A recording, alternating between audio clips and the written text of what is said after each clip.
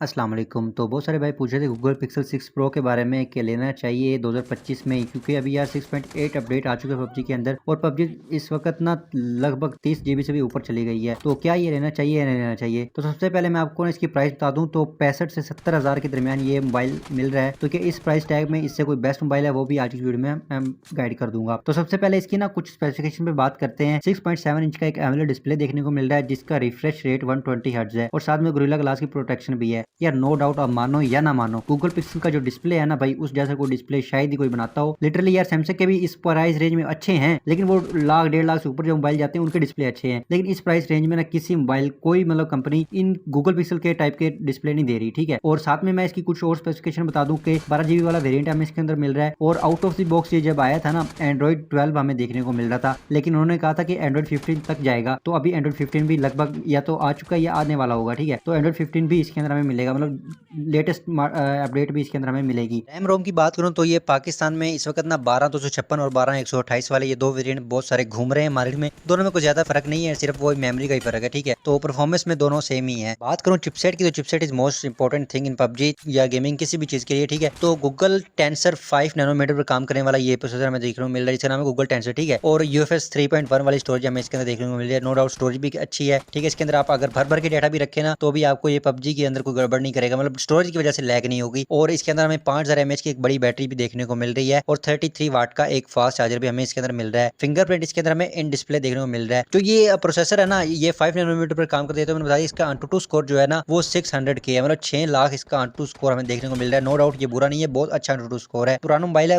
अभी भी ये 6 लाख के करीब AnTuTu स्कोर दे रहा है, तो बहुत मजे की चीज है। और इसके साथ जो हमें एक मेन जो गेमर्स के पसंद नहीं आएगी, ये मेरी बात, इसके अंदर हमें ना हैंड फ्री का जैक नहीं देखने को मिल रहा।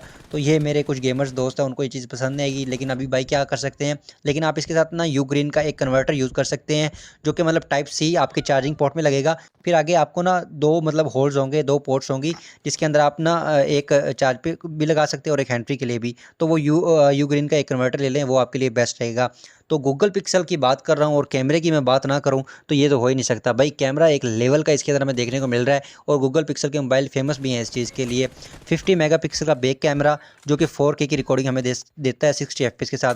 और यहाँ पे एक और मज़े की चीज़ है, फ्रंट कैमरा भी आपको 4K की रिकॉर्डिंग देगा। 11 मेगापिक्सल का किसी और ब्रांड का कैमरा 4K की रिकॉर्डिंग दे, मैं नहीं मानता। ठीक है, ये गूगल ही कर सकता है भाई। गूगल पिक्सल भाई लेवल है यार, लेवल का मोबाइल है। ठीक है, गूगल पिक्सल 6 प्रो नाम याद रखना यार, एक बड़ी आला किस्म की चीज़ है कैमरे के लिए। तो कैमरा और गेमिंग जिन लोगों ने करनी है ना कि कैमरा भी अच्छा और गेमिंग के लिए भी अच्छे हो, तो गूगल पिक्सल 6 प्रो लिटरली भाई एक बेस्ट मोबाइल है इस चीज़ के लिए। फ्रंट कैमरा में 11 पिक्सल है, अगेन आपको बता देता हूँ, और 4K की रिकॉर्डिंग हमें इसके साथ मिलेगी और 30 FPS के साथ। कलर्स भी बहुत अच्छे होते हैं इसके, एक पिक्सल भी पिक्चर के इतने ज़्यादा को फटते नहीं है। तो बहुत अच्छी तरह से ने मैनेज करता है ओवरऑल हर चीज़ को। अभी बात करते हैं इसकी पबजी परफॉर्मेंस की। पबजी के लिए क्या सीन है? पबजी के लिए सीन मेरे भाई 60 FPS बाय डिफॉल्ट आपको देखने को मिल रहा है। इसके अंदर आपको जैरो जो है वो हार्डवेयर बेस देखने को मिल रहा है, ठीक है ना, जैरो आपको बहुत लेवल चेक कराएगा।